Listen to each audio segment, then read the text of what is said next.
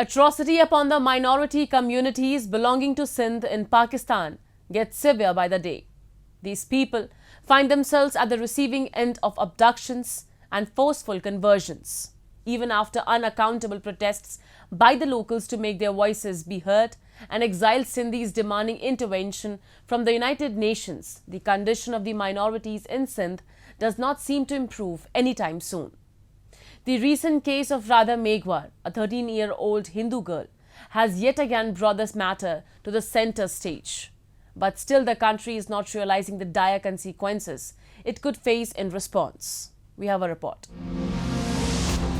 Minorities in Sindh have been on the receiving end of atrocities since the creation of Pakistan in 1947. Being exposed to forced conversions, abductions, violence, and attacks on their places of worship, minorities in Sindh are treated as second-class citizens in their own homes. The incident that brought the issue of abduction and forced conversion to the center stage was reported from the Tando Muhammad Khan area of Sindh province recently. Radha Meghwar, a 13-year-old girl belonging to the Hindu community in Sindh, was abducted, which inevitably resulted in her forceful conversion to Islam and a forceful marriage against her will.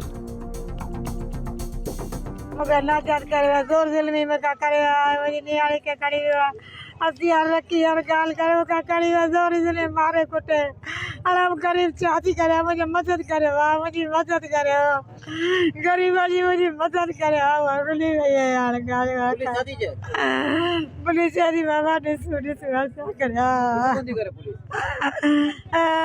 Police यार किते मिले तो ती वजो किते मिले तो आला जी वजो चा करे आला ते केदा बोला वजो गरीब वाला चा गरीब बाबा. In a separate incident, Rajita Kohli, yet another girl from the minority community, met a similar fate. Belonging in the Badin area of Sindh, the victim this time, despite giving a statement in court of demanding to be returned to her relatives, was sent to a safe house instead. This incident caught massive attention on social media as the injustice was served, even after a complaint was registered in hopes of getting justice.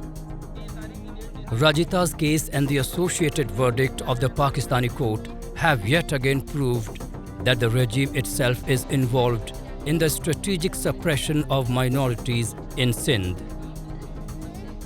Not just being limited to individual abductions, Sindh has repeatedly witnessed mass killings and violence at the hands of security personnel. The latest of them resulted in the killing of 8 civilians in an open fire incident in Mari Jalbani village of Sindh. Incidents like these are repeatedly covered up by Islamabad, this time calling it collateral damage for a search operation for a separatist. Islamabad's brutality toward its own people is no longer hidden and gets regularly challenged on international platforms by exiled activists from Sindh.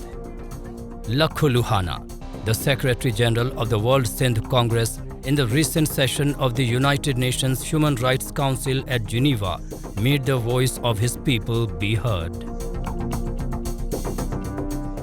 As the state is collapsing, there is literally no other institution except the army and intelligence agencies. They are becoming more aggressive, more ruthless, more cruel.